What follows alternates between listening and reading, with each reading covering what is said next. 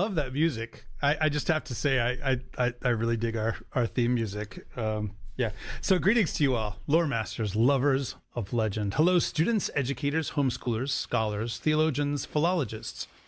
I'm Father Andrew Stephen Damick. I'm an Orthodox Christian priest, and I am with my good friend, Richard Rowland, hunter of wild boar and impromptu woodworker.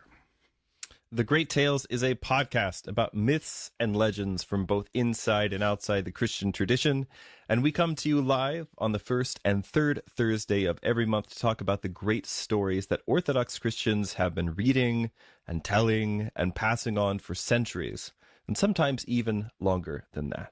Yeah, so last time we began to introduce one of the foundational stories of Western civilization, one of the long-form narrative poems which gave us the word epic. Like, it is truly epic. And that's the Iliad of Homer. And although we had intended to do that introduction in just one episode because of our great hubris, we decided to make it a two-parter. No, it's the hubris that was our intention for doing it in one episode. Right, yes, it's not that's the right. hubris that made it.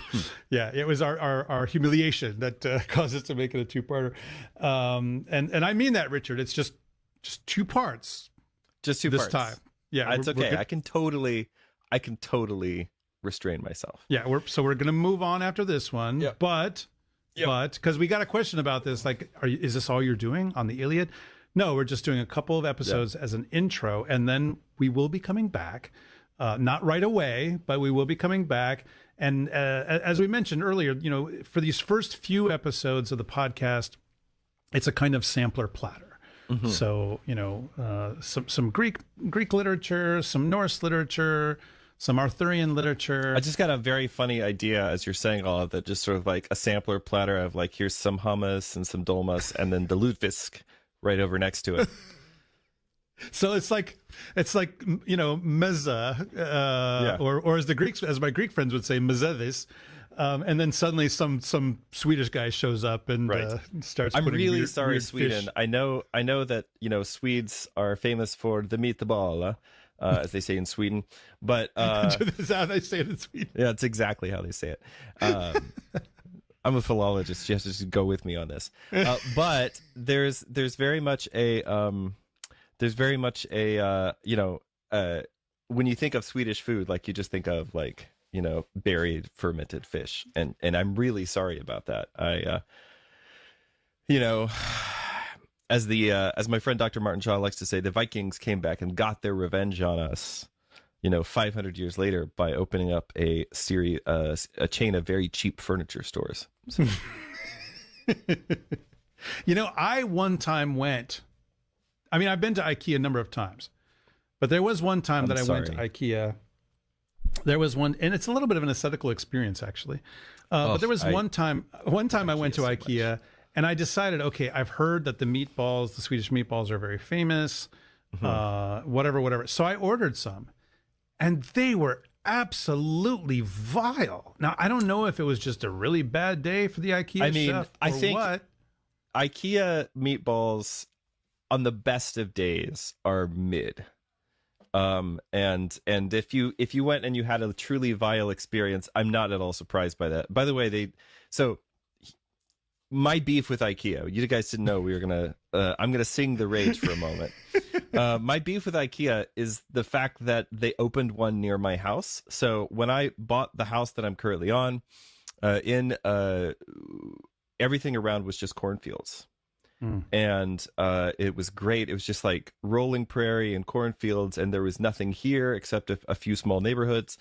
And then they built this IKEA across the highway, and now it's all shopping centers. And everyone's very happy about this because everybody's property values have doubled and tripled, and it's awful. It's just terrible. But I've only ever been inside IKEA maybe 2 or 3 times in the years that I've lived near one, because I always get a severe headache whenever I go in. So sometimes my wife will go for furniture and things like that, but I always get a really big headache. There's something about the architecture and the way that everything is laid out as a maze, which I find very oppressive. However, I say there's like a mythic reading. Yeah, I think so. I mean, I'm really profoundly affected by architecture. in good ways and bad ways. And if I'm in an oppressive space, like I feel like I can't breathe. Yeah. The other thing that is, pretty much the only reason I ever go into IKEA, I'll go into just the front part and not the maze, is during the fast, speaking of things that are truly vile and or ascetic, they do have vegetarian meatballs. They're not good. They're not good. So you go in there to but about once a year, I'll be like, maybe they weren't as bad as I remember them being, but they always are. This is I'm going to say something a little catty now. No. Yeah. So when I was in seminary, I was telling one of my fellow seminarians who belonged to a Russian tradition jurisdiction that, because I'm an Antiochian priest, so I was going to an Antiochian church, and we were having some big celebration, and I was telling him, and he said, "Didn't you guys like just have a big party like last month, or whatever?" I said, "Yeah. I mean, this is just how we roll." He said, "For those of us in Russian Orthodox traditions, the path to the kingdom of heaven is pain, pain, pain. But for those of you in the kind of the Byzantine, Greek, Antiochian world, it's party, party, party." So you can put your vegetarian meatballs in the appropriate bucket there. So all that said, all that said, where were we? Right. So we're into our discussion on the Iliad, and sort of ran out of time last time. Yeah. But what I want to do today is to jump in without doing any kind of a recap whatsoever. Yeah. I think last session, a lot of people asked questions about where they could find more resources about reading Achilles as a type of Adam and so on. As I mentioned, that was the Pseudo-Clementine homilies. I think number 7 or 8, I would have to go back and look at my notes for last week, which I don't actually have up in front of me right now. But I did answer those questions in the comments, and I do read the comments. I know you're not supposed to, but I do read the comments, and I appreciate people's feedback. I know that there are some people out there really distressed about the lighting situation in my studio right now. I just want to publicly address those concerns by saying that we are actually building a new studio that'll be sort of Ancient Faith South here on my property in Grand Prairie. And it's not done yet. The exterior is finished, but we haven't done the interior yet. So, basically as we have time and money, we'll be finishing it out. But my hope is that sometime in January or February, we'll have a proper studio set up here in the DFW area that will have proper lighting. So we're going to actually be able to mount lights from the ceiling and the microphone and everything. Right now, I'm doing this in a back bedroom at my house. Wow. It's fog machine, swirling lights, yes, all this kind of stuff. Is that in the budget? It's going to be a multimedia experience. Exactly. All right. So I want to begin by kind of talking about the gods in Homer. And I'm only going to kind of talk about them, actually, because there's so much more that can be said. The first thing that I would like to mention is that these are I think one Homer scholar called Homeric scholar. One Homeric scholar called them the insuperable bar to entering into the Homeric world. And what she meant by that is this idea that the gods are the least, the most confusing, and probably for modern people, the least attractive thing about the poem. When you sort of get into the lives of when you get into the lives of the people in the poem, there's a lot of pathos on either side. This is something that I think we mentioned last time, but I'll just reiterate it. There are no bad guys in the Iliad. The story of the Iliad is not really the story of Father Andrew would say there's no good guys in the Iliad, but that's just because he's not come to properly love everyone in the poem yet. But we're going to just keep coming back to it until he does. If Christ can die for us while we're yet sinners, that's right. I can appreciate the Iliad even while I think that they're all bad. Yeah. Well, so there are no real bad guys in the Iliad. Now, later on in history, what's going to happen, and this is mainly because of Virgil. It's not really actually because of Virgil. It's because of Roman civilization in general, which saw itself a long time before Virgil wrote the Aeneid, I should just say, saw itself as actually a descendant of Trojan civilization. And so for them, They were sort of like the Trojan civilization was actually sort of the great Eastern civilization of the ancient world. And then some remnants from Troy, they come west to Italy and they reestablish basically a new Troy. Yeah. Not actually Rome, but a city called Alba Longa, the city of the long walls. And then it's from Alba Longa that Romulus and Remus come. Yeah. Basically the idea is that Roman civilization is then contiguous with Trojan civilization, and a lot of cities within the ancient world saw themselves in this way. Many of them just in imitation of Rome, but some of them, have equally old traditions about this. Sure. And so because of that, in the Roman retellings, which is all, for instance, somebody like Dante has access to, in the Roman retellings, the Trojans really are the good guys. Yeah. And the story of Troy becomes this kind of heroic last stand against, all these tricky and unscrupulous people. Yeah, because you don't want your society to be descended from morally neutral or the bad it's okay guys, to be descended from the losing side of something. Sure. That's all right. Good losers. As long as it's like a heroic loss, right? Yeah. There's also, but even then they would pick out certain people like Diomedes in the Iliad to say, even though he was on the other side, he's still pretty noble. We still like this guy, even though he was on the other side. Yeah, yeah, the kind of like my worthy adversary. Right, exactly. I like you mentioned, you said that the gods are this sort of problem in the story for at least this one scholar that you mentioned. And I think if you were going to try to come up with who are the bad guys and who are the good guys, I might kind of say that the gods are the bad guys if I had to pick. But for a number of reasons, the gods are kind of jerks they are jerks, not kind of. I don't know why I'm hedging. The gods are jerks to the humans. They're manipulating them all the time, often for their own amusement. I'm interested. I want to hear about your ideas about this theory that Zeus initiated the Trojan War in order to kill off a bunch of the divine sons. That's really horrible, like really a terrible thing on Zeus's part. But although that interestingly kind of relates it to giant and flood stories and all this kind of stuff, which we should definitely do some stuff about flood stories. Yeah. But I think, like, I recommend to people because Christianity in so many ways is related to paganism. Because so much of what's in the Bible is a response to paganism, and what is Christianity but frankly rescue from paganism. That's how it's understood in the ancient world by the first Christians. It's rescue from paganism. I often recommend to people to read the Iliad. Like, okay, if you want to have some sense, or at least a beginning sense of the way that pagans felt about their gods, you should read this. And because one of the things that's good about this is not only does it show the gods as who they are, but this is written by pagans, and this is regarded as the greatest, probably the greatest work of literature by Greek pagans. So, like, this is not this is not picking a hard case or whatever to make the judgment by. Like, this is taking the best of the best and saying this is how they see their gods. This is their understanding of the way that divinity works. This is the personalities of the gods, how they treat people. And when you begin to understand that, then you begin to understand the way that their religion worked and why it is that they approached the gods in the way that they did. Let me asterisk something that you said there. Okay.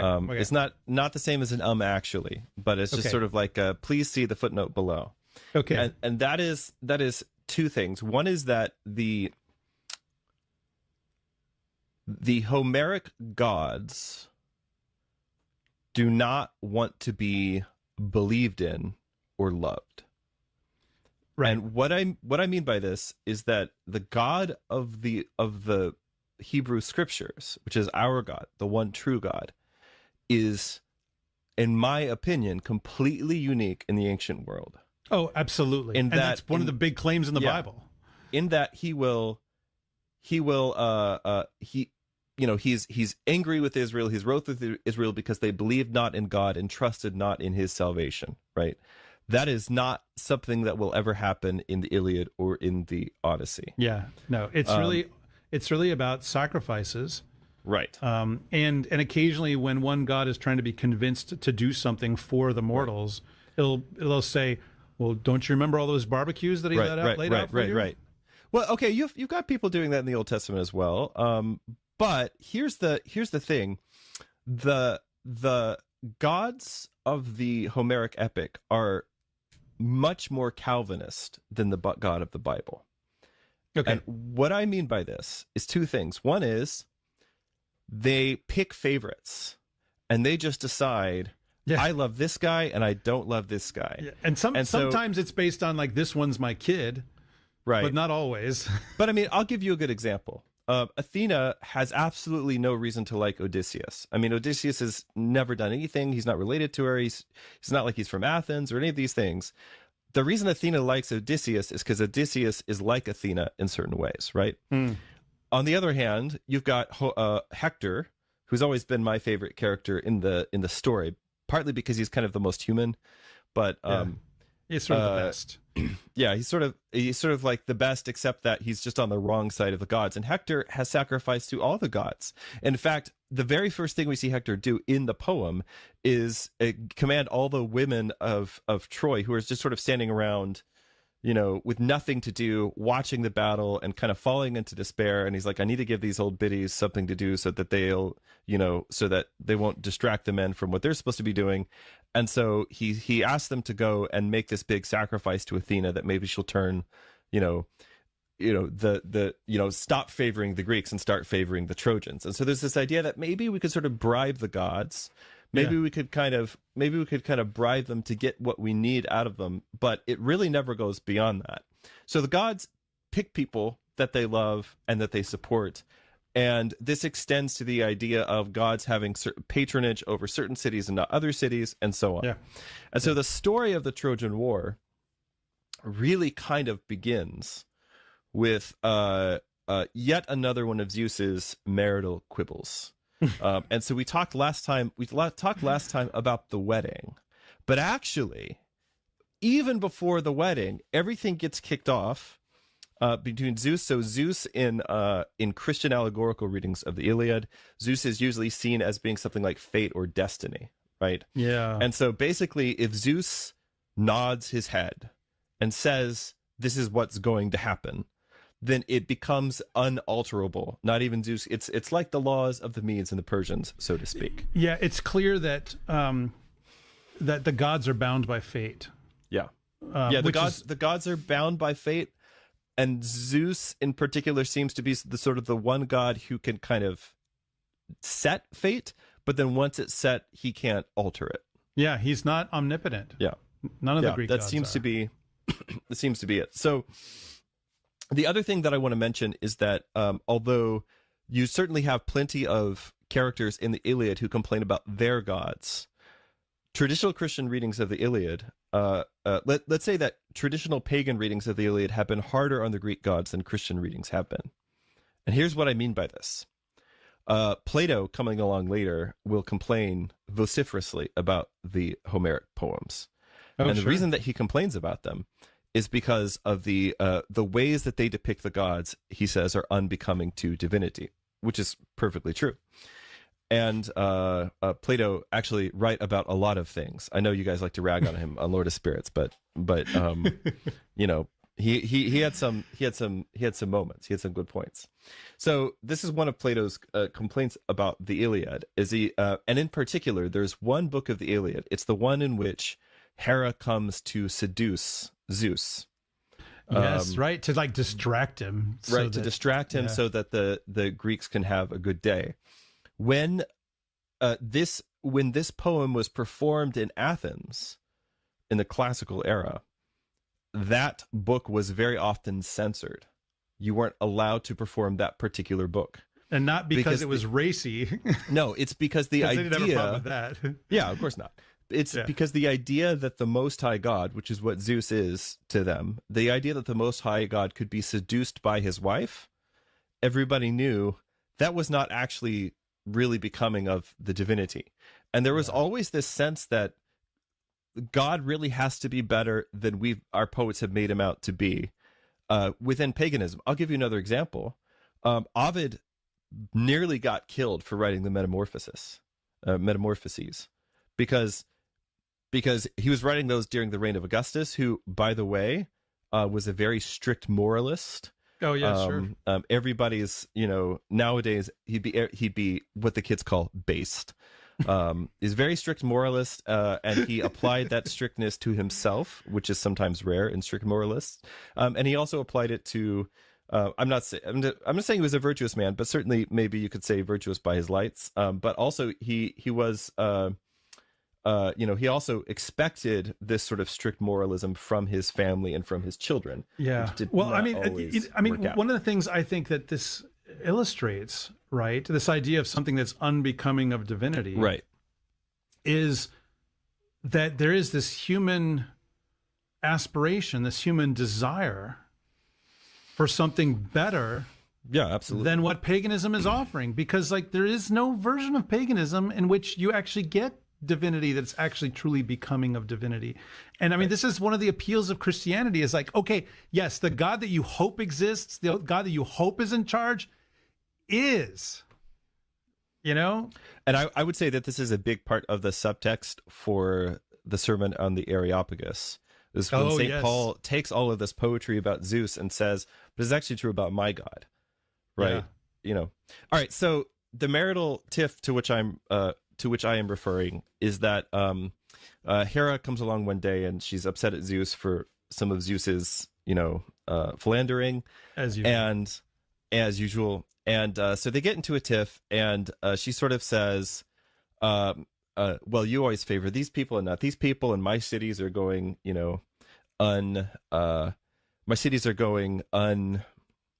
they're not getting your favor as much as your cities are, and things like this. And so it's not fair. So to sort of keep the peace in the house, Zeus makes a trade with Hera, and that is he's going to trade Troy and its subsidiary cities. Think of these all as kind of independent city-states. He's going to trade them to Hera, and what he's going to do is allow her to destroy Troy, basically allow her guys to destroy Troy, in return for him getting to destroy Argos, Sparta, and Mycenae. And these are the fall of the great Mycenaean palaces and stuff like this. These are all things that happened during the Bronze Age collapse. Yeah, right. And so we know that shortly after Troy was destroyed, the Mycenaean palaces also destroyed. Yeah, yeah. As we said last time, I think one of the ways to read the Trojan War is that it's about the Bronze Age collapse. Right, exactly. And that's even the killing off of all of the demigods, like the sons of the gods. That's one of the things that the Greeks understood to have happened, is that before the Trojan War, the gods came and interacted with mortals on a much more frequent basis. I'm saying interacted because this is a family show. And as a result, there were a lot of people who were basically demigods, so there are kind of three generations. There's the idea of the generation of Hercules, which would also be, I think, Nestor's generation, where there's lots of demigods, down to the time of the Trojan War, which would be the following generation after that, where there's fewer and fewer of those. And then the Trojan War is kind of the cutoff. Yeah. And at this point going forward, pretty much nobody has that divine blood. And this is why one of the reasons when Greek and Roman civilization encounter Egypt, they say Egypt is the oldest civilization on earth, because they still have people who are like 1/100th divine. Right. Yeah. And this is indicative of the fact that Egypt is like the one place that's not hit by the Bronze Age collapse. That's right. And, and not that we need to go deeply into this, because people get very excited when you talk about giants. But, this is related to what's going on in Genesis 6, which is the same story. It's about sort of these, however you want to understand it, semi-divine humans, mighty men of old, the men of renown. But of course, the Bible basically says this is bad. So this is one of these examples of pagans and the Bible telling the same story, but having a different take on it. Right. So Zeus and Hera trade cities, basically. And so you have to sort of think there's wheels within wheels of Zeus's plan. So the overall plan is Zeus's favorite city, which is Troy, will be destroyed, but then Zeus will get to destroy 3 of Hera's favorite cities. So that's level 1 of the plan.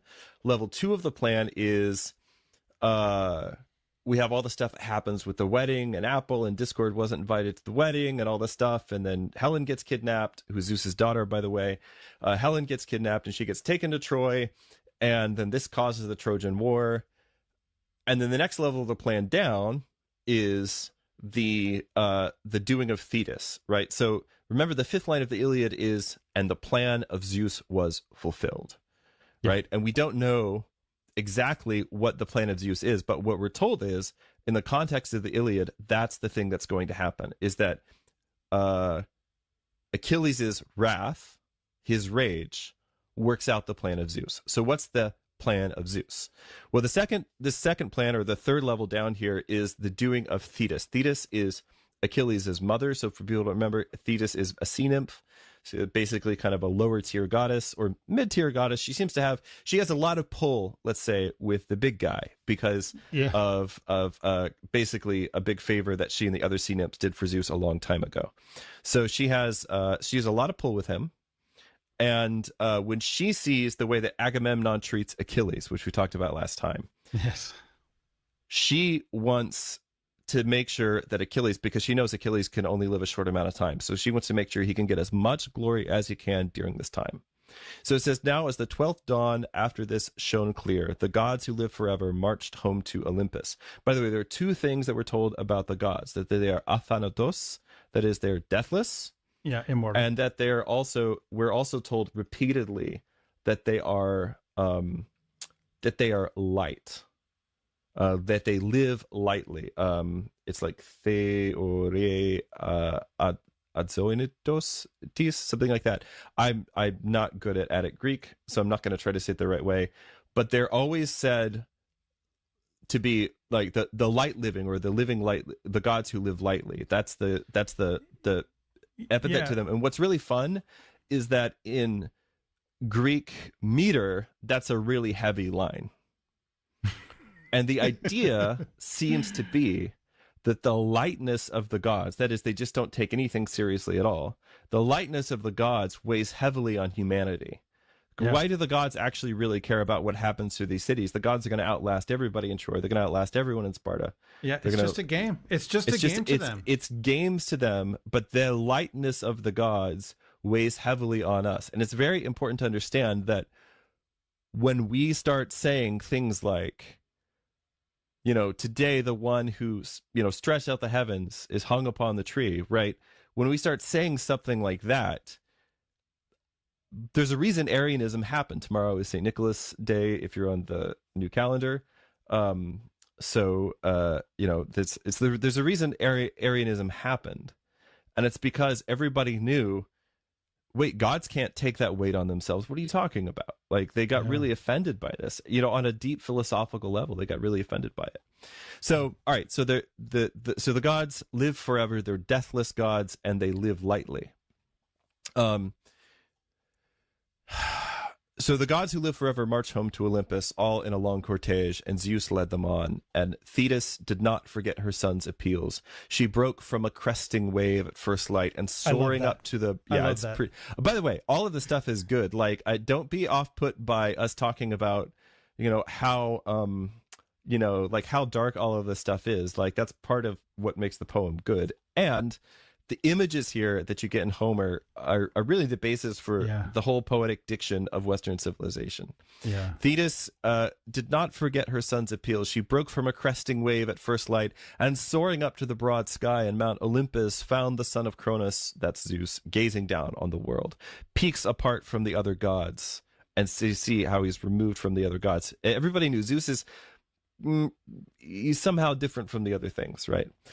Peaks apart from the other gods, and seated high in the topmost crown of rugged ridged Olympus, and crouching down at his feet, quickly grasping his knees, which is the action of a suppliant, with her left hand, her right hand holding him underneath the chin.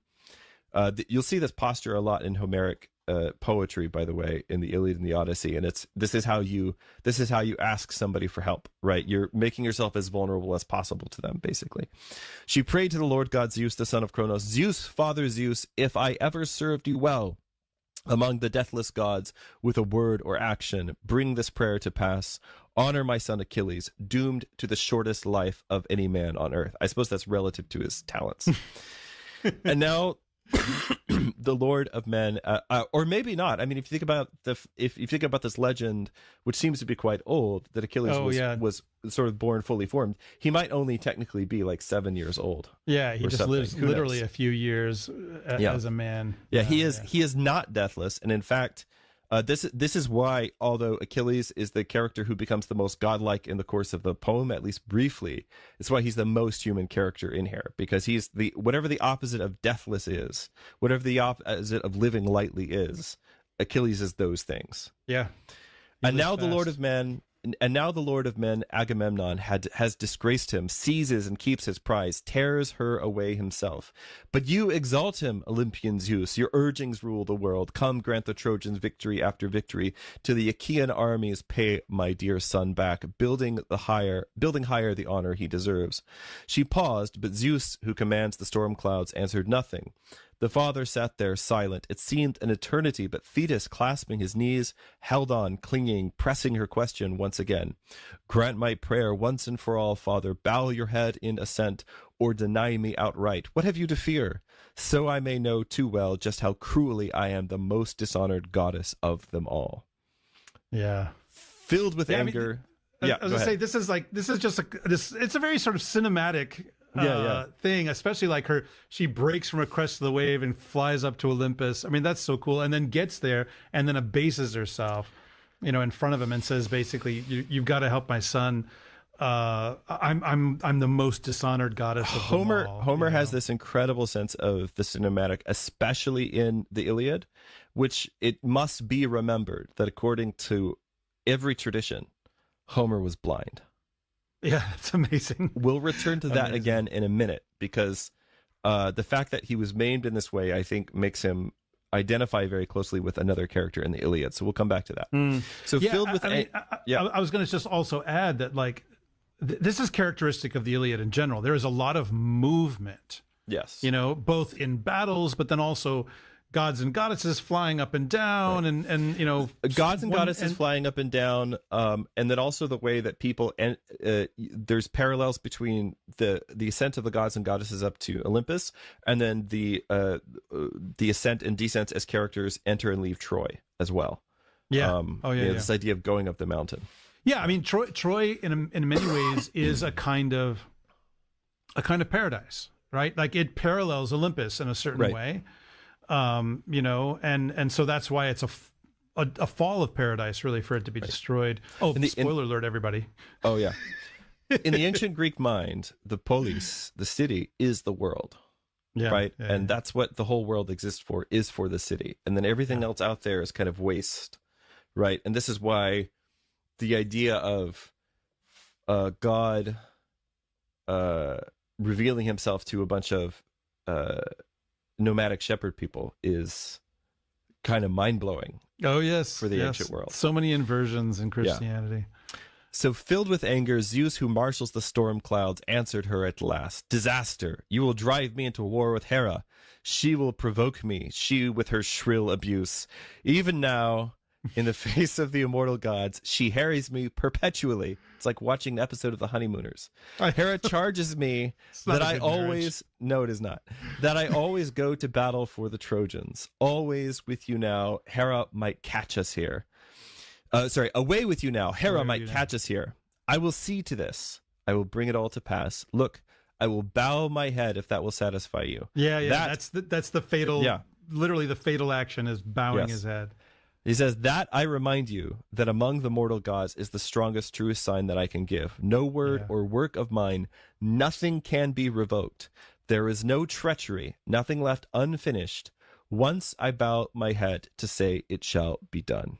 And so he decreed, and Zeus, the son of Cronos, bowed his craggy, dark brows, and the deathless locks came pouring down from the thunderhead of the great immortal king, and giant shockwaves spread through all Olympus. And you can sort of hear the peal of thunder at that moment. Yeah. You could have, yeah, exactly. It's like, it's funny, on the one hand, Zeus is saying to Thetis, like, get away, Hera's going to see us. But on the other hand, he's like lowering the crack of doom that reverberates everywhere. So, I mean, everyone's going to know, like, okay, Zeus just decided something, Yep. Yep. But it's funny how Zeus is treated as not almighty, but definitely the biggest thing that there is. And yet at the same time, he's like, oh, don't let Hera see us, Right. It's again, these are not omnipotent gods. They're not. Yeah. One of the interesting things he says here is he says, no word or work of mine, nothing can be revoked. There is no treachery, nothing left unfinished. Once I bow my head to say it shall be done. The no treachery is not, or at least seems to not exactly be true. And the seems there is really important because Zeus actually carries through on everything that he promises he's going to. But Zeus is referred to in Book 16. He's referred to as the son of Kronos, or Cronus with Cronus's twisting ways. And this idea of the twisting ways is characteristic of Zeus, who's the father of gods and men, but he also shares this idea of being someone of twisting ways with several other important figures in Homeric literature. For instance, Athena, Odysseus, and Penelope, who are all described as having this, being, I can't remember the Greek word right now. I'm just spacing out on it. But being these men or women of twisting ways. Athena is Zeus's favorite daughter because she's the one most like him. She's also the one that was born from his brain, literally. Yeah, from his head. Right. And so she's got nothing of Hera or any of his other loves or wives in him. So she's the most like him, and she's his favorite. And you can sort of see, you get some idea of what Zeus is supposed to be like based on the way that Athena behaves. Of course, Athena's favorite human is Odysseus, who is the most like her, the twisty, but also the most like Zeus. Yeah. Well, and I mean, this is a theme that runs through this kind of literature, right? Like even, we're going to talk about Norse literature next time. I mean, Odin is the twisty guy, right? For sure. He's the devious wanderer. But like, this is not absent from Christianity as well, right? No, the idea that the Lord moves in mysterious ways, right, that he's inscrutable, all this kind of stuff. And so, like, we tend to think of this idea as being something, bad or reprehensible or deceptive or whatever. But for ancient people, it's an indication of being sort of beyond human. Right. It's you're something special if this is the way that you can be. You're not easily figured out. You're mysterious. And the fact that even looking at the greatest poem of their civilization, the Greeks said, we're not totally satisfied with this presentation of divinity, is it's important to understand that they felt like anything was going to fall short, but that what the Iliad is expressing is the experience of being a human being. That is, to be caught in the twists of fate, to be caught in what's going on in the unseen world, in the world of the divine, all these different things. I mean, certainly people have allegorized, both Christians and pagans have allegorized the different gods. Aphrodite is desire and Athena is wisdom. And so that's one of the conflicts in the Iliad, if you do the allegorical reading, is between wisdom and desire, right? And eventually wisdom is stronger than desire. That's the idea.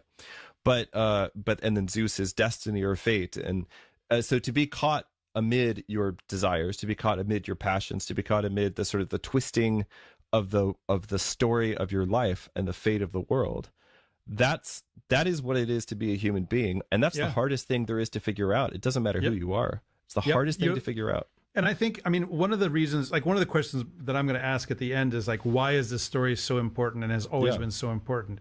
But I think I'll give an answer to that question right here. And that's because, number one, for most of human history, just trying to navigate a world that you can't control is a big piece of what it means to be human. Yep. And I think this is now, renewed for us here in the 21st century, because what is the project of modernism? In a lot of ways, it's the project of attempting to control the world, right? Build your own thing. Like, I mean, it's the Tower of Babel all over again, right? It's about controlling the universe, controlling the world, getting the key to all knowledge, all wisdom, all power. And yet what's interesting right here, where we are now here at the end of 2024, is there's now this force. I don't know, but at least there's an idea. I don't know if it's a force yet. I know some people think it's a force. I don't know, but there's definitely an idea right now, which is this idea of artificial intelligence. It's not the only version of this, but it's the way this is the instantiation of it we've fixated upon now as a people. And it feels like a wave that's coming that we can't control, right? And what are we going to do? And so there is a sense in which we're regaining that feeling of divinity that the ancient Greeks had, only we're calling it this. Now, I know some people like to go and say, oh, AI is demons, whatever. I don't know if that's true, but the way that we're experiencing it is definitely has a certain similarity to the way that ancient peoples experienced their gods. I am fairly strongly in like the Butlerian jihad like camp, just for the record. Wow. Which is a Dune reference. Yes, of course. Yeah. Yeah. I read the first 3 of those books, and then actually I might have read like the first 5 or 6, but after the third one especially, it's just like, I just did a podcast on Dune with Father Deacon Nicholas Kotar, which is a whole lot of fun. All right, I will listen to that. Yeah. I mean, it's I have a love-hate relationship with Dune. But anyway, we're here to talk about the source material for Dune, which of course is the Iliad. So, by the way, that's a fun trick at parties. You can just say, I'm here to talk about the source material of X thing, which of course is the Iliad. Right. Right. So, exactly. Okay, so everything you're saying is beautiful. Let's come back to that in a minute, because that's actually what I want to talk about when we get to the scene with Hephaestus and the shield and everything. It's exactly what you're saying there. So, but I just want to give one more example. Maybe you can read this next. So this idea that Zeus is the son of Cronus with Cronus's twisting ways. These twisting ways are characteristic of him. They're characteristic of the gods, but also they're associated. I mean, the metaphor is literally weaving. I mean, Penelope spends most of the Odyssey weaving. Odysseus spends most of the Odyssey weaving in some other way, weaving back and forth, also weaving plots and schemes, like all these different things, right? So the idea is that the gods weave, right? And there's a reason that when we talk about the fates in pretty much every old culture, it has something to do with spinning or weaving, right? This idea of threads, this idea of the way these things go in and out of each other.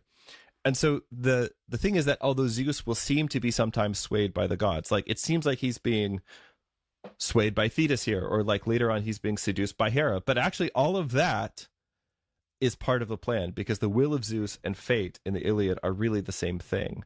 And they're unalterable by the actions of men, but also, very importantly, even the deathless gods. So here's a fun little passage, just as an example. If you've ever felt like the game was rigged, or as we would say, the scales tipped against you, here's an example passage where Zeus literally does this in favor of the Trojans in order to make sure that the Achaeans will be pressed hard enough that Achilles will have to save them all. So do you want to read that for us? Yeah, okay. So this is from Book 8. As long as morning rose and the blessed day grew stronger, the weapons hurtled side to side and men kept falling. But once the sun stood striding at high noon, then Father Zeus held out his sacred golden scales. In them he placed 2 fates of death that lays men low. One for the Trojan horsemen, one for the Argives armed in bronze, and gripping the beam mid-haft, the Father raised it high, and down went Achaea's day of doom, Achaea's fate, settling down on the earth that feeds us all, as the fate of Troy went lifting toward the sky. And Zeus let loose a huge crash of thunder from Ida, hurling his bolts in a flash against Achaea's armies. The men looked on in horror. white terror seized them all. I could tell you, by the way, my secret ambition is to be an audiobook reader. Yeah. Unfortunately, you're not British, and so I'll never listen to anything you record. I'm really sorry. I am that guy who, like, I'll buy an audiobook and then or listen to a sample and it's like, oh, it's an American narrator. Sorry, I just can't do Send it back. You know, I just need an old British guy to read me my stuff. I can do a fake. I don't know. I can fake something.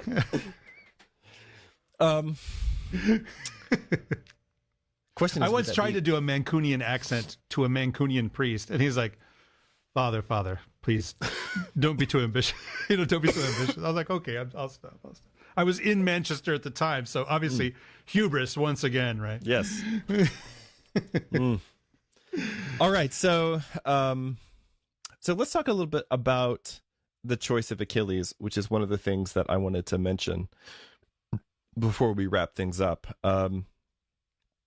We have this line in book 9 where we kind of get and by the way, Homer, among the other things that make him a genius, the structure of the Iliad is just incredible. I mean, this is the sort of structure that you would get in like a Christopher Nolan movie, where you get lots of key bits of information out of order, and some, moments are told asynchronously or through flashbacks and things like this. It is a level of sophistication that most people would assume, if they didn't know about, great literature, they would assume, oh, it would take, modern people, it would take a modern person to come up with something this sophisticated.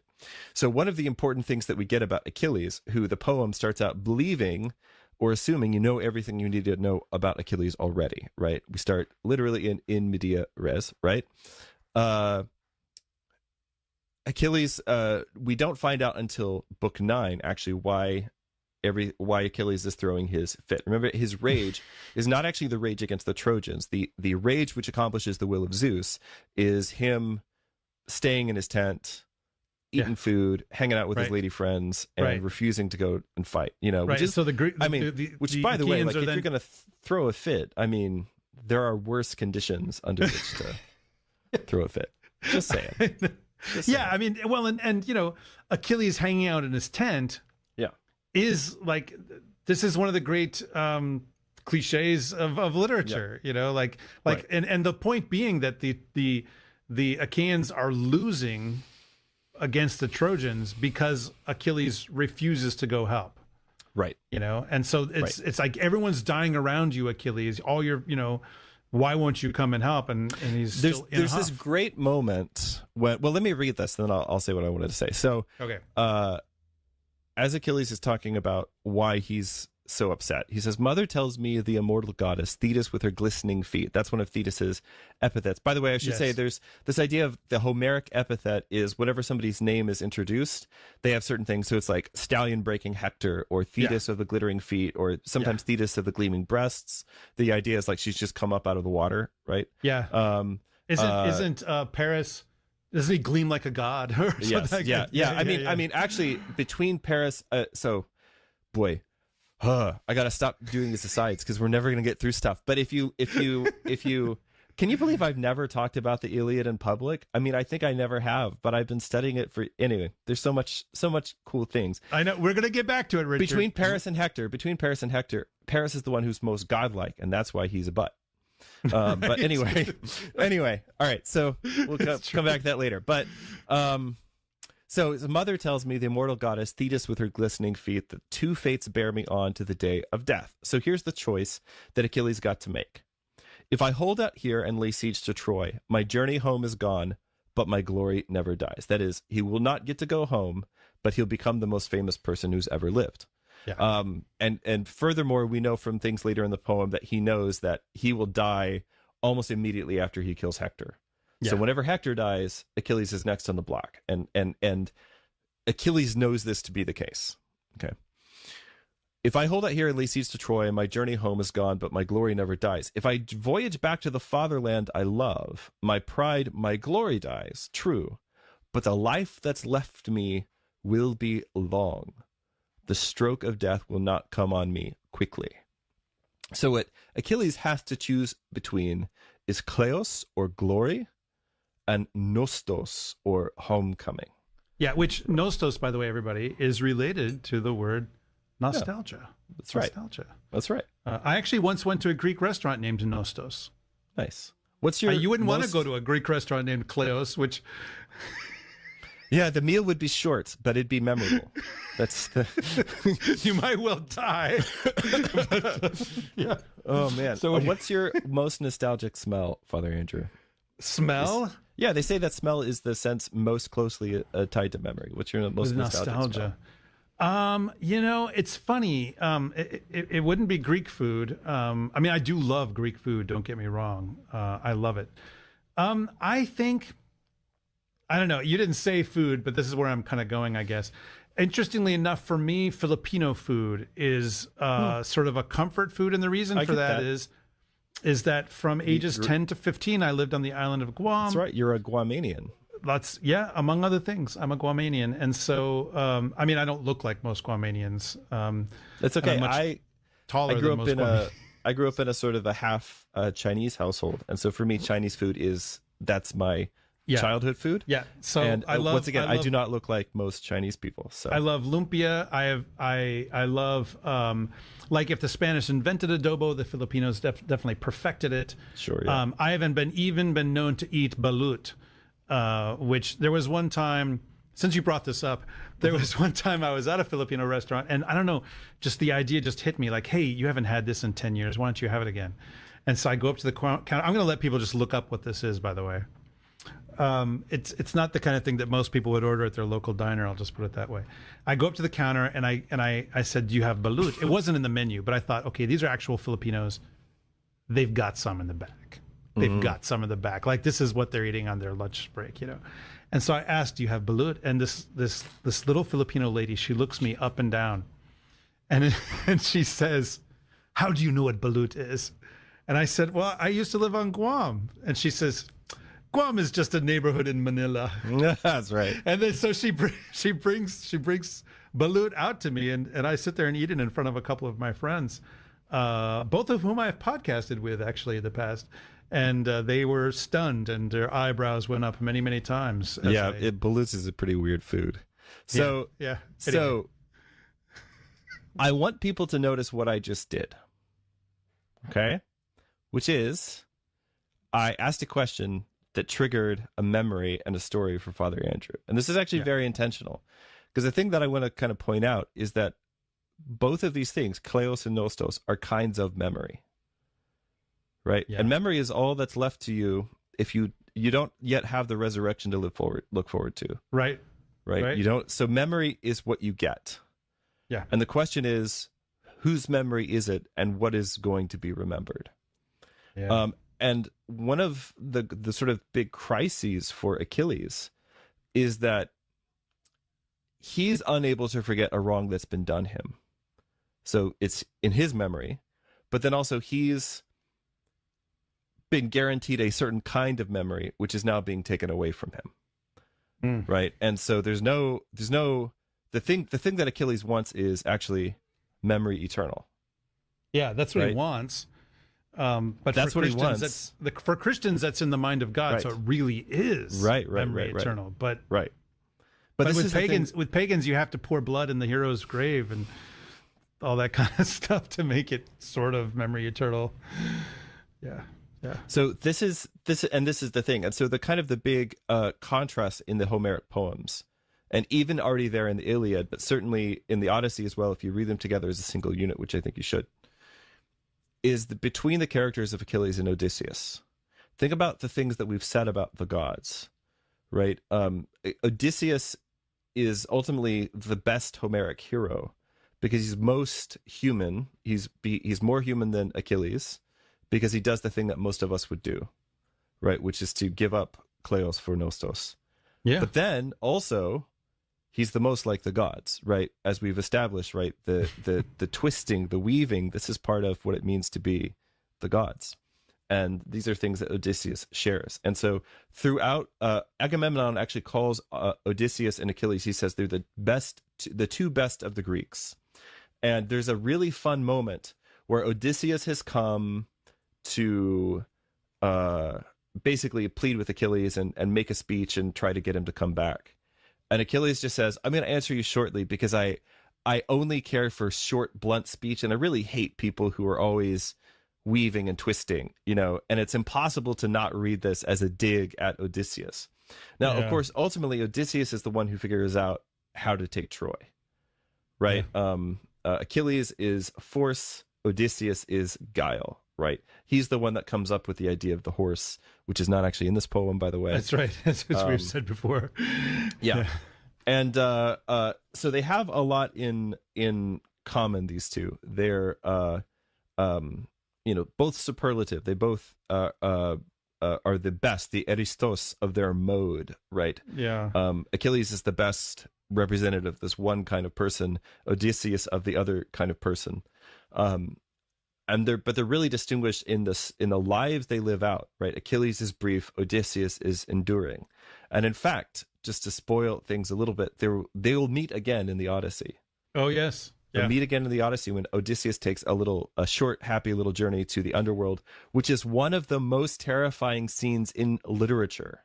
Oh, yes. I mean, pretty scary it's stuff. Deeply frustrating to be a modern person and just knowing, like, man, all the best scenes were already done in the Bronze Age, man. Come on. Like, what am I going to come up with, now? But they meet, and Achilles basically says, I was wrong. I would trade everything to be a farmer that nobody's ever heard of and still be alive in the world. Yeah. I mean, I have to say, like, even though it seems like Hector is kind of the best person, so to speak, in the Odyssey, I mean, in the Iliad, Odysseus, especially not just what you sort of see him do in the Odyssey, but even him in the Iliad, he's the one that I kind of admire the most. Well, I think that's really maybe the intent. In as much as we can say there's, Homer wants you to like one character more than the other, it seems to be Odysseus. Yeah. I think that's right. Odysseus returns alive from the abode of the dead, which is something that not too many people have done. And there's a lot of Paschal imagery actually in Odysseus, which was not unnoticed by people in the ancient world, but we'll save that for another time. Yes. So I want to make sure that we get a chance to talk to, we're an hour in now, I want to make sure we get a chance to talk about the shield of Achilles. Oh, yes. So because Achilles loses his armor. Yep. Because he sends it off with Patroclus, right? his bro, who then gets killed by Hector. And Thetis goes to Hephaestus and basically says, "Can you hook a guy up?" Yep. He needs new armor, and so Hephaestus makes magical god armor, and gives that to Achilles, and the shield is the big important bit. Before I talk about the importance of the shield, let's read a little bit of the description. It's actually quite long. It's almost the entire book of the Iliad is just given up to describing the shield, which should tell you it is important in some way. But let's just read some excerpts here just to give people a sense, because it is one of the most beautiful passages in the Iliad. Yeah, it's cool. Yeah. Okay, I'll take this first go ahead here. And first Hephaestus try that again. Easy to say.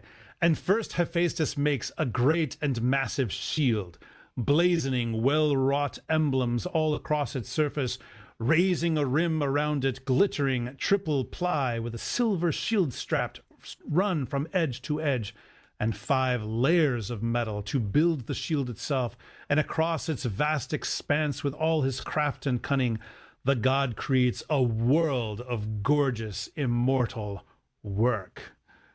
Pretty cool. I just can't help. I'm going to go on and read a couple more bits. Yep. There he made the earth, and there the sky and the sea, and the inexhaustible blazing sun and the moon rounding full, and there the constellations, all that crown the heavens, the Pleiades and the Hyades, Orion in all his power too, and the great bear that mankind also calls the wagon. She wheels on her axis always fixed, watching the hunter. And she alone is denied a plunge in the ocean's baths. And he forged on the shield 2 noble cities, filled with mortal men, With weddings and wedding feasts in one, and under glowing torches they brought forth the brides from the women's chambers, marching through the streets, while choir on choir the wedding song rose high, and the young men came dancing, whirling round in rings, and among them flutes and harps kept up their stirring call.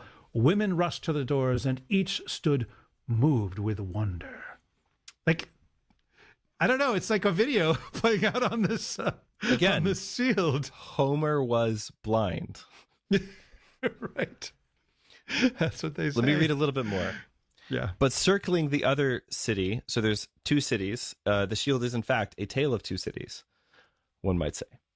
But circling the other city camped a divided army, gleaming in battle gear, and two plans split their ranks: to plunder the city or share the riches with its people, hoards the handsome citadel stored within its depths. So there's the city it's stored all the hoard, and it's not giving it out to the people. And so the people who are going to take the city, the question is, what do we do when we take it? They armed for a raid, hoping to break the siege, loving wives and innocent children standing guard on the ramparts, flanked by elders bent with age, as men marched out to war. Ares and Pallas is Athena, led them, both burnished gold the attire they donned, and great magnificent in their armor gods for all the world. Great, magnificent in their armor, gods for all the world, looming up in their brilliance, towering over troops. I mean, it's kind of the Trojan War happening on some level. Seems to be one of the things maybe going on here. Yeah. We also, though, we get these descriptions. He forged a fallow field, broad, rich plowland, tilled for the third time, and across it crews of plowmen wheeled their team, driving them up and back, and soon as they'd reach an end strip, moving in the turn, a man would run up quickly and hand them a cup of honeyed, mellow wine, as the crews would turn back down along the furrows, pressing again to reach the end of the deep fallowed field, and the earth churned black behind them, like the earth churning solid gold as it was. That was the wonder of Hephaestus's work. So the earth seems to be moving, and it's black, even though the face of the shield is made out of solid gold. And it goes on to describe like the bringing in of the harvest on the one hand. So like the sowing of the field, the bringing in of the harvest. The boys are plucking lyre, they're dancing on the threshing floor, but also there's lions that are attacking, and all this, this kind of whole scene. And then around the outside of the shield, he forged the ocean river's mighty power, girdling round the outermost rim of the welded, indestructible shield. And of course, and that river, everybody, this is the boundary of the world. Right. Beyond that, like Odysseus has to sail over this in the Odyssey to get to the realm of the dead. Yeah. The world is this is traditional cosmology, where the world is basically a big flat disk, and there's water surrounding it, there's water under it. Right. I mean, this shield, it's got everything going on. Yeah. And it just for all of that to exist in one visual space, it must be huge, just a huge, super huge. Right. It's I've never seen a satisfactory image of it, by the way. But I'm going to have one made. I have some plans. And there are illustrations of this. Yes. That have been, but they're not satisfactory. But I do have access to an artist who certainly has craft, if not on par with Hephaestus, maybe just shy of it. And I think she could do a great job. But anyway, it would have to be larger than your house. It's going to be a T-shirt, though. I'm really, it's going to be, obviously we're going to put this on a T-shirt. No. All right. So, as Achilles, we talked about this last time, Achilles stands in the place of the whole human race. Yeah. Right. The shield that he's given also represents the world, right? And we're told it represents the world of the god who makes it, but just as much as the world of the man who bears it. And so we think about all the things going to happen to the shield over the course of the Iliad and in the poetry which follows. Ajax will kill himself over the shield. It doesn't happen in the Iliad, but it's referred to in the Odyssey, and it happens in the epic that's between them that's lost to us, the Little Iliad. Odysseus will lose it. It's like nothing ever owned by any other human being. The stock phrase that Homer usually uses to express his admiration for weapons and armor and other costly things made by mortals is that they are, quote, a wonder to behold. Yeah. But this shield, I was gonna say that's like a cliche now. Yeah, right. But a wonder. Yeah, it's a wonder. It's like a marvel to behold, a wonder, or something miraculous. That's what he says about weapons and armor made by mortals. But when he describes this shield, it's so much beyond that Homer has to devote 130 lines of the poem just to its description. There's a lot more we did not read. Yeah. And this description is so vivid, and in fact, describes the face of the shield as animated. By the way, Hephaestus, when Thetis shows up, he's in the middle of making robots. Like he's making self-thinking, talking about AI earlier, right? These tripods that walk back and forth on their own. And, Hephaestus is basically working on their programming. I mean, again, this stuff is from the Bronze Age. What's going on here in Homer's mind? It's difficult to like wrap your head around this. But the way that the face of the shield is described is literally it's animated, right? The movement is always being described as being in the world of the shield, not on the shield, right? Yeah. Which is an important distinction. Yeah, it's funny whenever I think about whenever I read some of these passages and I think about Hephaestus making these things, the way that they always play out in my head is the kind of animation that you see in those 1960s films like Clash of the Titans. Yeah. Jason the Argonauts or whatever. Stop motion. That's how I see it in my head. I can't help it, I'm okay with that. Yeah. So this description begins a very long tradition. And if I had more time here, I would actually like to argue the way that it shows up in the Norse poetic tradition. The shield of Hrolf Kraki is also like a famous bit that gets inserted into a lot of Old Norse poems. And I think it's probably ultimately based on this. But this idea of like making a contemplation, a poem that's a contemplation on a particular item, usually a famous piece of weapon or a famous weapon or piece of armor. Here, though, it's in this manner that's so vivid, it's as though somebody's describing an icon. And in fact, in the tradition of like so-called iconic poetry, right, that's basically, this is the beginning of that kind of poetry. A good example in the modern world is like Keats' Ode on a Grecian Urn, which is in this same tradition. So the shield depicts a city at peace, a city at war. It depicts country life, the harvest being taken in, 2 lions hunting a bull, a dancing, like a threshing floor where a dance is being held, and then the river ocean, meaning there's nothing beyond. This is the world, or at least it's the world of men. The 2 things missing from the shield are Olympus and Hades, right? And actually, we meet Achilles in Hades too, as we've talked about.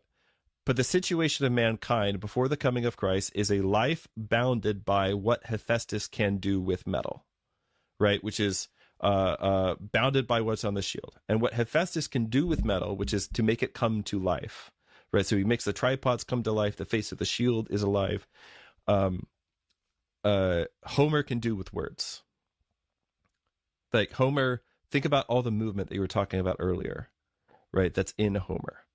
And my thesis, and I'm going to say this is my thesis, although I think it, like, you can find other people who think this as well, but my thesis is that the shield is the Iliad.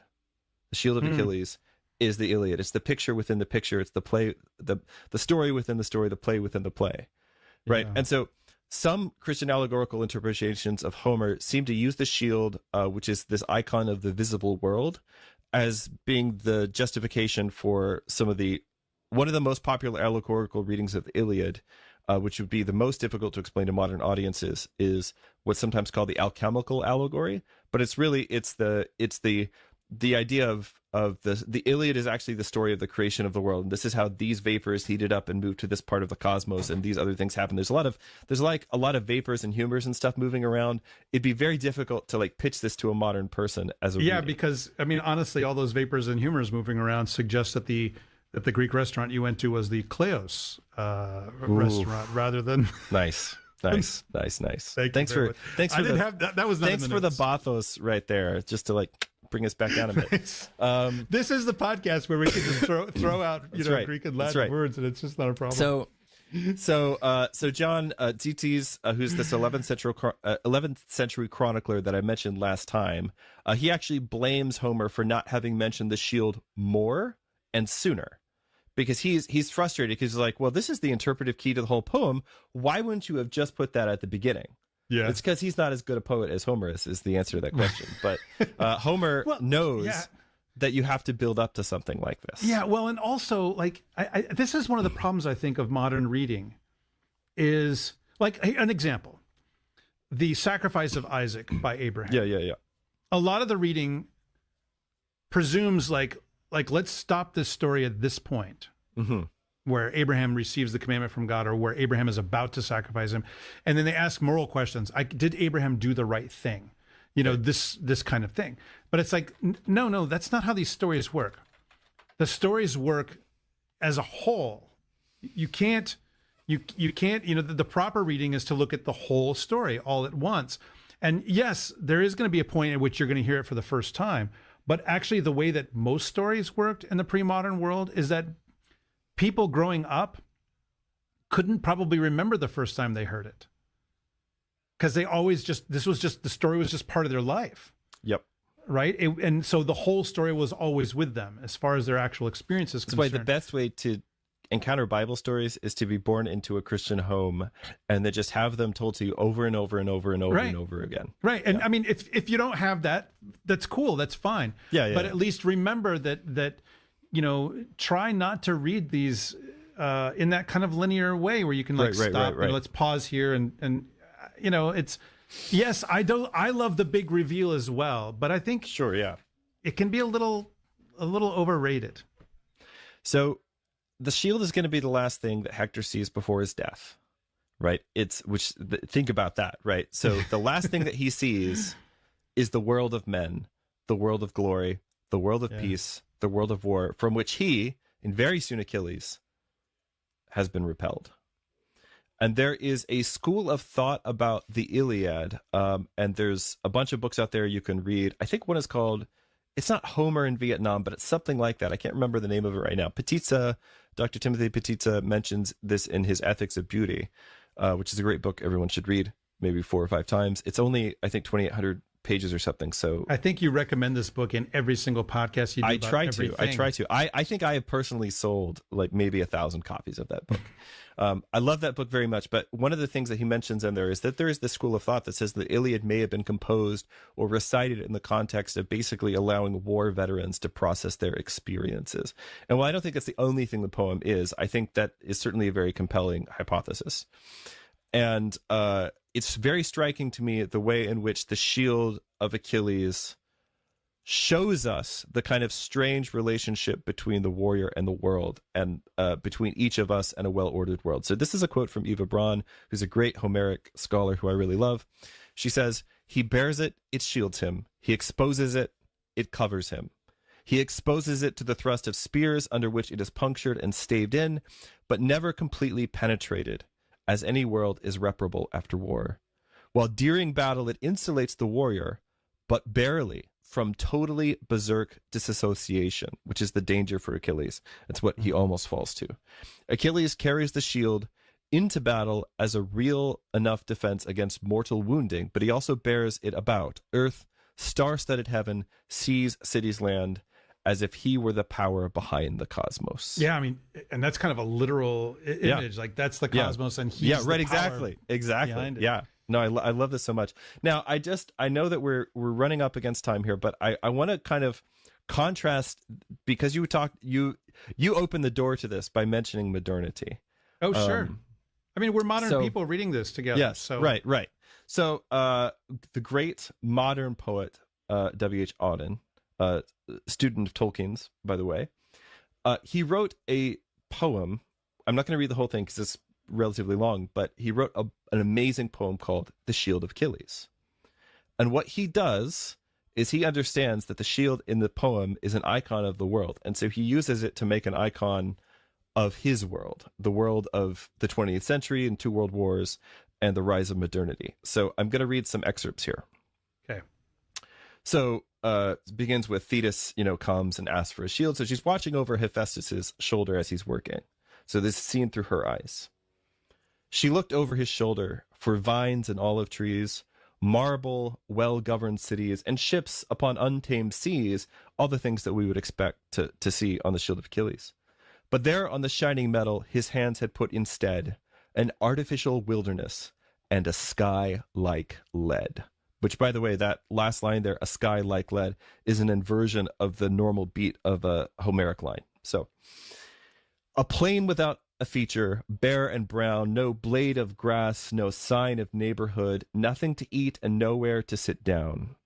Yet, congregated in its blankness, stood an unintelligible multitude, a million eyes, a million boots in line, without expression, waiting for a sign. Out of the air, a voice without a face provided. Got to think about radio as the dominant form of media at this time. Out of the air, a voice without a face provided by statistics that some cause was just. In tones as dry and level as the place, no one was cheered, and nothing was discussed. And then he goes on to skipping a little bit to give the most sort of accurate of account of life in a modern totalitarian state that's probably ever been written. He says, "The mass and majesty of this world, all that carries weight and always weighs the same, lay in the hands of others. They were small and could not hope for help, and no help came. What their foes liked to do was done. Their shame was all the worst could wish. They lost their pride and died as men before their bodies died." And so the end of the poem, it says, "The thin-lipped armorer, Hephaestus, hobbled away, and Thetis of the shining breasts cried out in dismay at what the god had wrought to please her son, the strong, iron-hearted, man-slaying Achilles, who would not live long." It is it's one of my favorite poems because it's so bleak and it's so chilling, but it also kind of perfectly describes the world in which we live, in which no one was cheered and nothing is discussed, right? Which is a great, description of it. You could point at social media, but really like any kind of modern discourse, right? There's no cheer, there's no love. Well, and there's neither kleos nor nostos. Right, that's exactly it. And to kind of like set up our concluding thoughts, man, if you want to know why you should care about Homer, right, it's because the world that I mentioned a couple of weeks ago a book called Who Killed Homer, but the world without Homer, the world that's disconnected, by the way, not just from Homer's world, but from the world of the scriptures and the church and our tradition, which belong to the same world, right? It's the resurrected world of Homer, right? But they belong to the same world, right? The world that tried to cut everything off and rupture with that, right? Is this world of statistics proving that some cause is just, in tones as dry and level as the place. I mean, yeah, man. So yeah. Well, on that very happy note. Let's check in with the chat. So we've got a number of people who are watching. Hey, actually, at this moment, there's 72 of you. I'm not sure how many have been at various points. That is a significant number. Yeah. Hey, everybody. So yeah, we're glad you joined us for part 2 of our Iliad introduction here. All right, kind of scrolling through. Yes, one comment. Paul Kelly, I'm not sure if it's Father Paul Kelly, but it starts with FR. Says, "You two during the Canterbury Tales would be amusing." What do you think, Richard? It's going to happen. It's going to happen. I mean, should we do some Canterbury Tales? There will be some of them you'll have to send your kids out for, but we're definitely going to do the Canterbury Tales. That's right. Yeah. Well, we can at least do the second Nun's Tale. We're also eventually going to do a Troilus and Cresside, which is Chaucer's retelling of a very famous story from the Trojan War, which we haven't even discussed. But, I'm so ready to read a little bit of Middle English into a microphone. Yeah. So yeah, very very likely. I think that may happen. Another Haig asks, Haig A. I wonder if we will be doing the Satyricon at any point. It's a weirdly atheistic work from 1st or 2nd century pagan Rome. I actually don't know this. Do you know this piece, Richard? I assume you must. Yeah. I mean, this goes to the Yeah, I don't know if it's atheistic, but yes. I mean, I don't know if we'll get around to it, but we might eventually get around to it. I mean, this goes back to this idea that there were people who, I mean, first of all, trolls have always lived, always existed. But the Satyricon, I mean, it basically goes back to this idea that people were dissatisfied with, or kind of wanted to make fun of the way that the gods are depicted. Right. And so, but yeah, we might get to it eventually. I think that for at least the first 6 or 7 years of this podcast, I mainly want to stick to, the more well-trod paths, but maybe we'll do it eventually. Yeah. Yeah. There's so many, I don't know. There's so many things that probably people want to know about. And I know, for instance, we've already been told that a number of educators, including homeschoolers, who have a very close place to my heart. There's homeschooling going on in my family. There's homeschooling going on in your family. Yes. In case anybody from the government is watching, there is homeschooling. That's right. Definitely going on in my family. We're my wife and I are your tribe. My wife and I are actually second generation homeschoolers. So I was homeschooled. My wife was homeschooled. And we're now homeschooling our children. Yeah, you millennials. Yeah. I mean, when I was a kid, it was really rare. Really, really, really. I mean, it was barely legal when I was a kid. Yeah. But Texas has had like a very aggressive sort of pro homeschooling policy. Yeah. Haig makes another comment. He says, actually a couple things. He says, St. Justin Martyr comes out firing on the pagan Greeks, saying, "For the very compositions of your poets are monuments of madness and intemperance." Yeah, well, but he also liked these poems. So absolutely. Right. I'm gonna keep talking. I'm just gonna one of the dogs opened my door. Hold on. Oh, that's very exciting. Yeah, no, I'm just gonna say like this is Saint Justin doing what Saint Basil says to do. Although obviously Saint Justin is a couple centuries before Basil. He's pointing out that, and it's true. I mean, he's not wrong. He's not wrong. But that's not all they are, of course. So, that's not all they are, of course. Think of it this way: inside of you, there are two church fathers. One of them is always saying, "Let's own paganism. Ha ha, even your own conceptions of the god are by your own standards horrible and bad and lousy." And the other one says, "Oh, but by the way, we own all of this now and we can use it as freely as we want." And like, it's very important that you as a Christian never get tired of winning. Like, we won, it's all ours now. We can tell these stories. We can use them as we want, and then we can also use them to dunk on paganism, because the church fathers did both of those things. Yeah, well, and I would say, like, both of those church fathers that are inside you are Justin Martyr. Yeah, or Justin Martyr, or St. Basil. Yeah, that's Justin Martyr. That's the thing. They're the same person. Yep. He does both things. Basil does both things, Yep. So, yeah. Yes, Philip, whose last name is suspiciously close to mine, says, "Now I want to see Mount Olympus with a cast of Married with Children." What do you think? John Goodman as Zeus? One of the wonderful things, completely plausible, not an answer to this question. I have to say, like, my knowledge of sitcoms that aren't Seinfeld is pretty limited.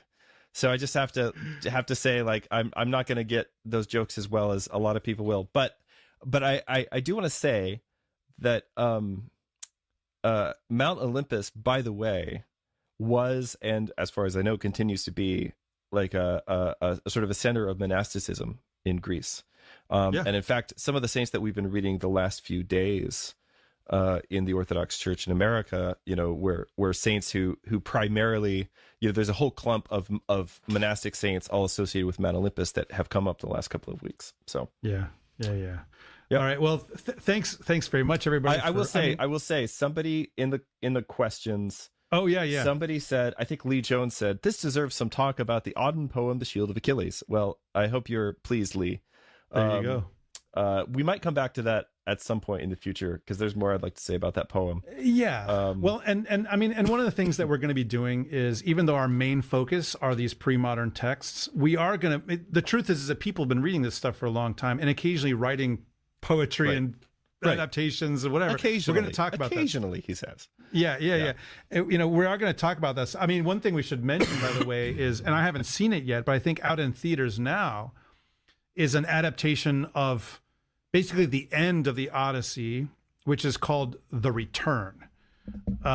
So I can't recommend it because I haven't seen it. So listen, I'll say that from what I've read about like the content in the film, this is not going to be a movie you can take your kids to. Yeah, it's going to be very accurate to the poem in that regard. So yeah, I mean, if you read the end of the Odyssey, yeah, that's not a poem you can take your kids to. Yeah, I mean that part of it. Yeah.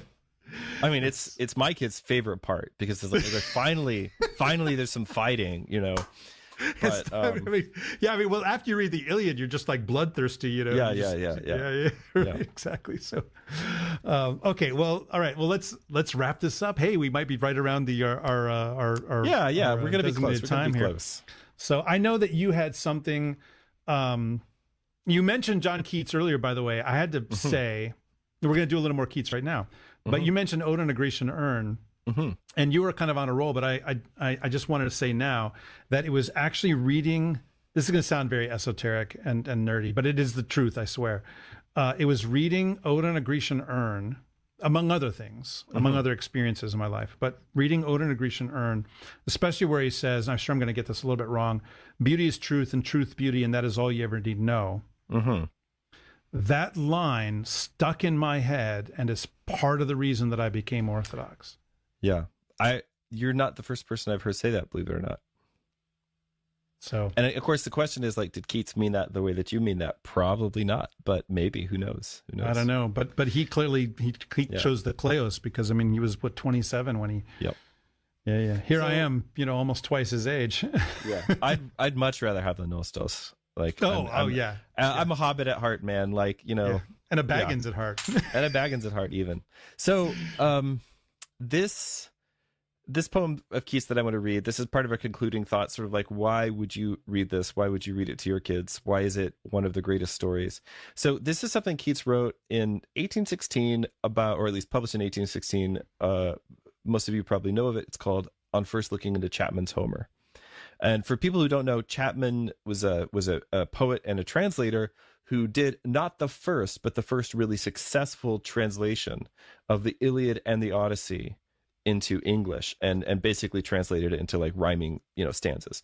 I have a copy of it over here on I have 3 shelves dedicated to Homeric literature here in my office, by the way. And my copy of Chapman's Homer is over there. So this is what Keats says about the first time that he looked into Chapman's Homer. Much have I traveled in the realms of gold, and many goodly states and kingdoms seen. Round many western islands I have been, which bards in fealty to Apollo hold. Oft of one wide expanse I had been told, that deep-browed Homer ruled as his demesne. Yet did I never breathe its pure serene, till I heard Chapman speak out loud and bold. Then felt I, like some watcher of the skies, when a new planet swims into his ken, or like stout Cortez, when with eagle eyes he stared at the Pacific, and all his men looked at each other with a wild surmise, silent on a peak in Darien. I love this poem so much. It's one of my favorite poems, probably my favorite of Keats. And I mean, think about this. Like, I mean, I don't remember Keats's education off the top of my head. I studied a lot of this stuff, like it's been 30 years now. But even if he could read Greek or some Latin version, he could not read Greek. Okay. Even if he could, though, like to have something well done in your own language, for sure. Like this is also true about worship, about liturgy. Right. Like it can be absolutely beautiful in languages that are not your own, including and maybe especially if you speak that language or understand it.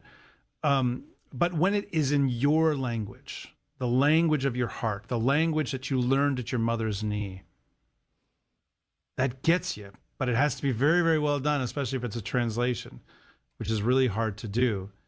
Wow, you know, Yeah, so this was like a revelation to him. Yeah. You know, like, wow, this it's like being an astronomer and suddenly you discover a new planet. That's what he says. That's what he says. And I love this idea that he's traveled in the realms of gold and many goodly states and kingdoms seen, round many western islands I have been, which bards in fealty to Apollo hold. Apollo is, of course, the god of poetry. So the idea is that all the poems, these works of literature, these are these different kingdoms. And he's this traveler, and he keeps hearing about the land of Homer. But he only hears about it. He never gets to experience it for himself until he finds it in Chapman. Yeah. And I mean, this is, if you want to say, like, why should you read this or read old books? I mean, this is one of the reasons. You should feel like when you read Homer that you are discovering a world that is alien to you. And actually, you should be a little ticked off at everyone in the poem, and you should be a little frustrated, and you should feel all of those things. That's the feeling of pride leaving your body, right? Because the thing that you need to feel, I think the Greeks call this that sense like aphoria or something like that. But it's the idea of pride and ignorance leaving your body as you discover a new world, you discover new ways of being a human, you discover new answers to these questions about fate and free will and all these different things. But then what you discover when you come back to it over and over and over again, which I suggest you should do, is you'll begin to see that actually you are Achilles, right? I mean, right. I hate complaining. I really, really hate complaining. I do, even though I do so much of it. People complain all the time, it's just about all these angry young men, and what are we going to do with them when they show up to our church and all these different things. Like, man, if you can't love an angry young man, how are you ever going to minister to him? How are you going to show him the gospel? Right. What you're going to discover is that in the characters of the Iliad, you actually run into everyone that you're ever going to meet. Yeah. And I mean, I think that part of what this work does, because I mentioned last time that I read this just for the first time just about a year ago, all the way through. I've read bits before. And so it was an interesting experience, as a guy in my late 40s to come upon this for the first time. And I think that one of the things that this work does is, like you mentioned, angry young men. Okay, so they've got a certain set of feelings that they have that are potentially very dangerous to themselves and other people. Right. But we all have various kinds of dangerous feelings going on, and they become harmful if they're acted upon in certain kinds of ways. Who among us has never had a bad day and you feel like my wife doesn't appreciate me, my kids don't appreciate me, my parents doesn't appreciate me, and I'm going to go and sulk and be like, oh, let's see how you do without my help. Right. Absolutely. Come on. I think one of the things that this poem does, and I mean, I would say all good literature does this, but this one really does it in a very blazing way, is allow you in a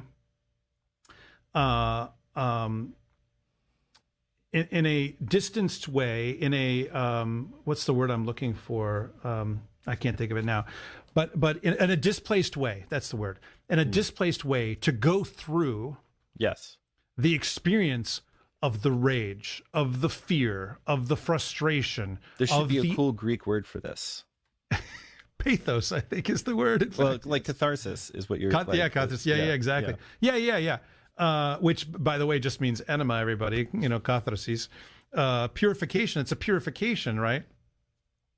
With friends like this, who needs enemas? But thank you very much.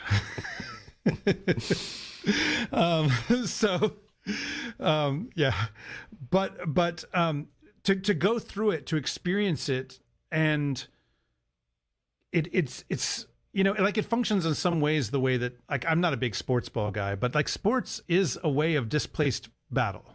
Yeah, it is. Yeah, it's displaced battle. It is still dangerous, but nowhere near as dangerous as a bunch of guys lining up with swords and shields and stuff, sticking each other in the neck. It does some of that same kind of thing. And I think that that's really valuable. And I think that's one of the reasons why it's been so enduring, right? Because that to me is one of the big questions: is why is this Bronze Age piece of literature so enduring? You know, even now, where we're like past all that, like we are one of the most anti-traditional periods in history. Yeah. Although I think we're getting over that, actually. I have to tell you, there's a lot of wrath and war in the world. I mean, yeah. Listen, if you don't read Homer for anything else, if you could come away from, so we have this narrative that, and we got this, I think, largely from fighting Hitler. Okay, Nazis bad. Just putting that out there. Shouldn't need saying. Anyway. But we sort of like got, okay, every war now has to have a good side and a bad side, and everybody on the good side is totally good and everything they do is justified, and everybody on the bad side is totally evil and every one of them is like totally evil to the bone. And it needs to be said that there are a lot of things happening in the world today, and there's a lot of ugliness and things like that, and if you cannot love people on both sides, I'm not saying justify both sides, you know, like the things that you'd have to do in my eyes to justify a war are it's a pretty, you know, the just war list is a very short list for as far as I'm concerned. But what I'm trying to say is that if you can't love people on both sides and you have to think, oh, they're the problem. If we get those people out of the world, if we get rid of those people, then the world is going to be fixed. Yeah. Right. If you don't read Homer for any other reason, read it so you can learn to love the human race. Love your enemies. Christ to love your enemies says this. Yeah. Like, this is still Christian ethics. Love your enemies. And of course that's like a level beyond it's a level beyond Homer, like obviously what Christ is calling us to. Sure. But you have to start with Homer to sort of say a worthy adversary, or you have to be able to say, you know, sure, on the wrong side of this thing for me, but there's something to admire there, right? If you can't do that, then getting to the love your enemies is going to be really difficult. Yeah, I think like another couple ways to think about the enduring character of this poem is like on one hand, I think you could just say, well, it's because so much of the world has been influenced by Roman civilization, and this was so big. This is a big deal to the Romans. I mean, that to me strikes me as a kind. I mean, like, it's true on a certain level, okay. Yeah. But if you're going to say, well, that's the reason, that's a very sort of pedestrian analysis in my mind, because there's a lot of things that were characteristic of the Roman world that we did not keep. You know. Sure. And why would we keep this something so ephemeral as literature? Right. So, but it's interesting. I mean, the Romans kept it, and now they have, of course, had this weird inferiority complex with Greek culture. But nonetheless, this becomes like, how is it that this very Greek piece of literature becomes this foundational piece for them? Even though they had a sense of, we conquered the Greeks, we're better than the Greeks, we're greater than the Greeks. And yet there's something about this literature that they found so compelling that they made it the heart of the way that they thought about culture and so forth. So the Roman side is I think is important, and it's a piece of the puzzle, but we can't just say, well, you know, everyone in the West, we're all Romans now, blah, blah, blah. And okay, but you know, let's go deeper than that. But I mean, we touched on this earlier, but I think maybe just to really bring it home, most of the history of Homer being read, like in terms of the sheer number of years, is Christian history. Yeah, absolutely. It's been read by way more Christians than it ever was by pagans. Parthenon, also a church dedicated to the Theotokos, a lot longer than it was a temple to Diana. Yeah. And so why have Christians held on to this text?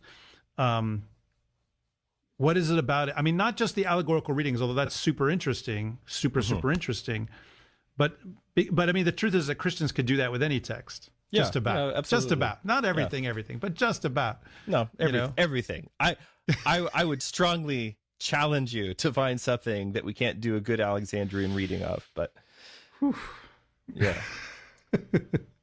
Well, I used to be a stagehand, so I've seen some dark stuff. But that's fair.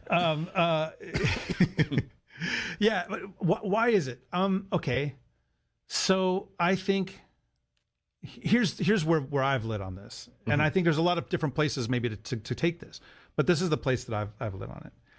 You know, I was talking earlier about the human experience.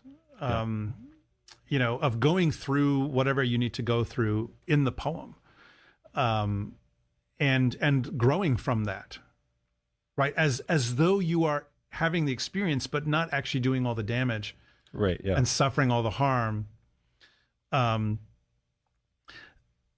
Christianity, it is a universalizing force. So the idea is that everything good. I mean, this is Justin Martyr. This is St. Paul. This is the Bible. Everything good belongs to God. And so Christians looked at this and they saw what is good in it. They saw what is human in it and said, we'll take that.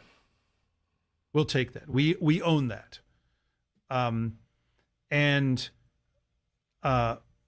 Homer was a demon worshiping pagan. Everyone in the poem is a demon worshiping pagan, or a demon themselves. And yet Christians have read this for 2,000 years and said, this is good for the training of the human soul. Yeah. Right. And that's why I think this is such a great place for us to start this Basilian project that we're doing for this podcast.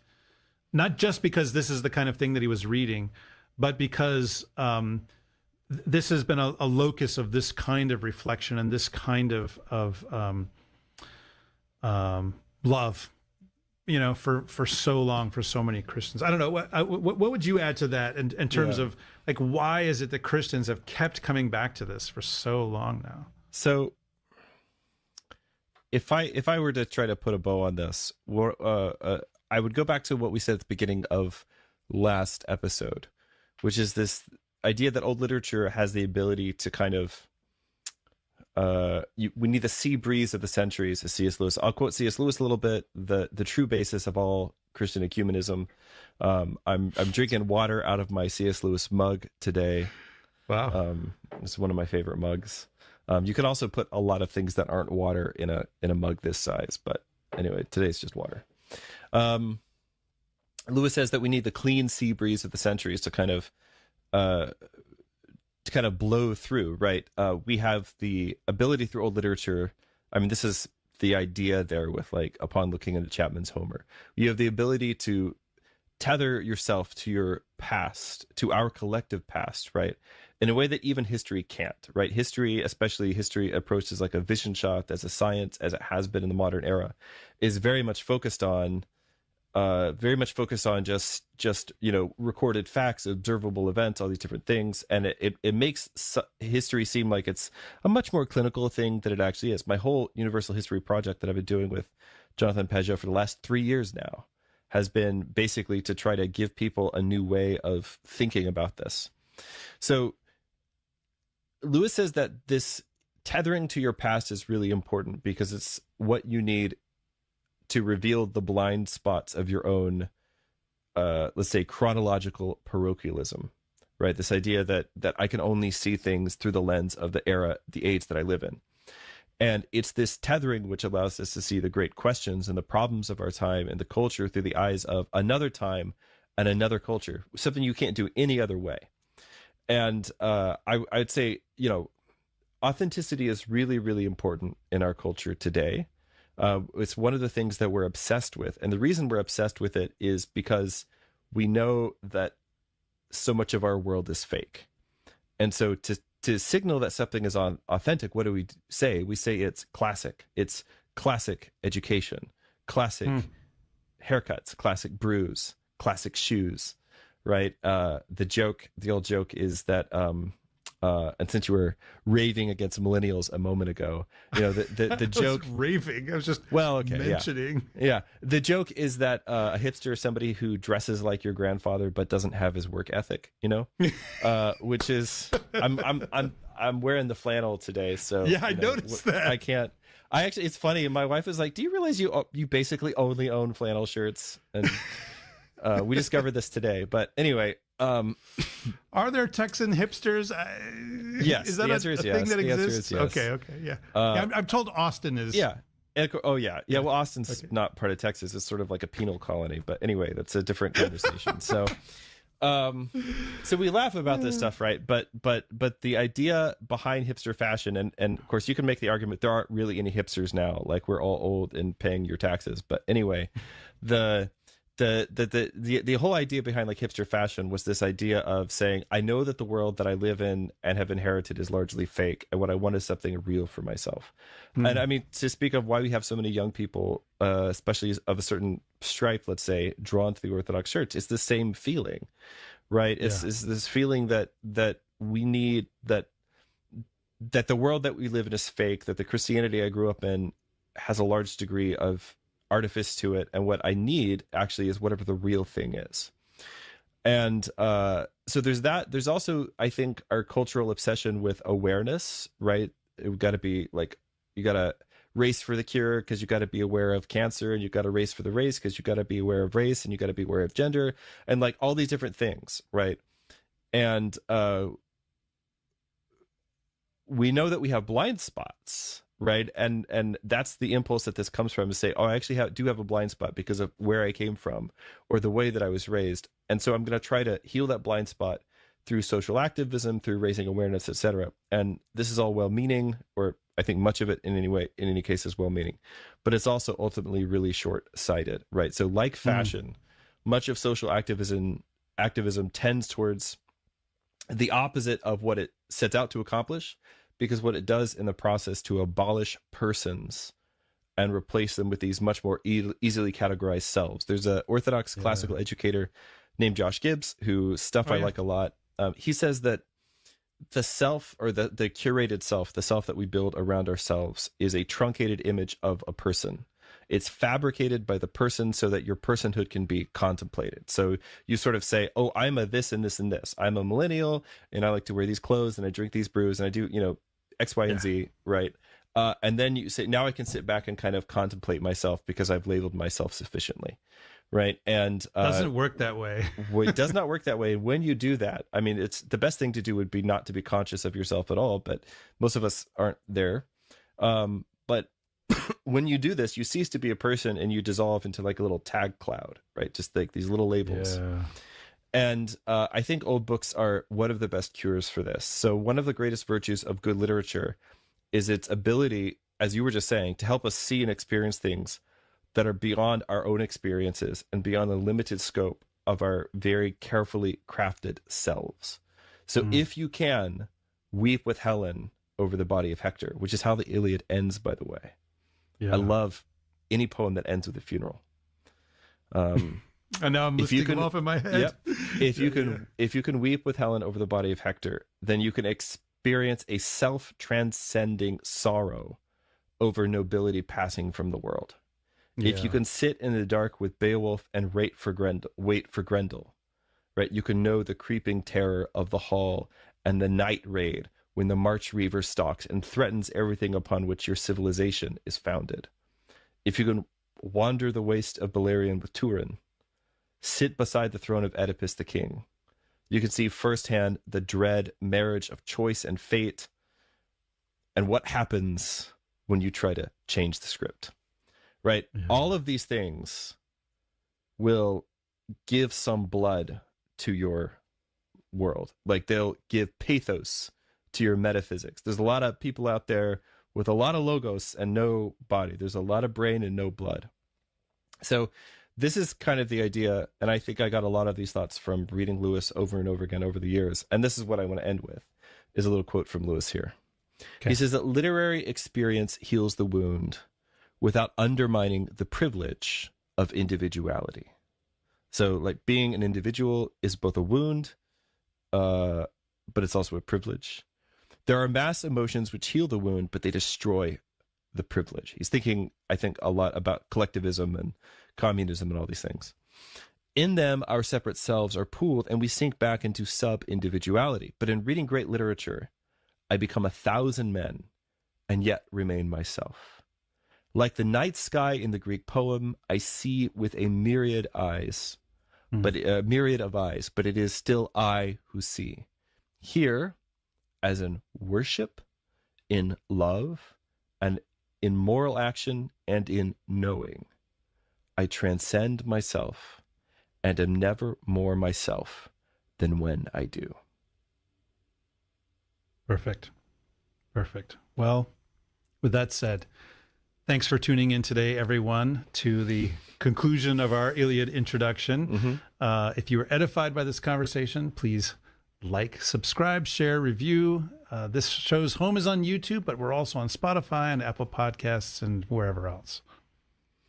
If you're watching on YouTube, make sure you click the little bell. I got assigned this line because I'm the millennial here, so I have to tell you, ring the bell, like and subscribe, share, all those things so that you get notified every time that we put out a new episode, which will be twice a month, God willing. Next time, we'll be giving an introduction to the Prose Edda of Snorri Sturluson, a Icelandic bishop who also liked to write stories, or at least transmit them, which is one of our main sources for Norse mythology. Farewell, and may you always trace the silhouette of virtue in everything that you read. This has been a listener and viewer-supported presentation of Ancient Faith Radio.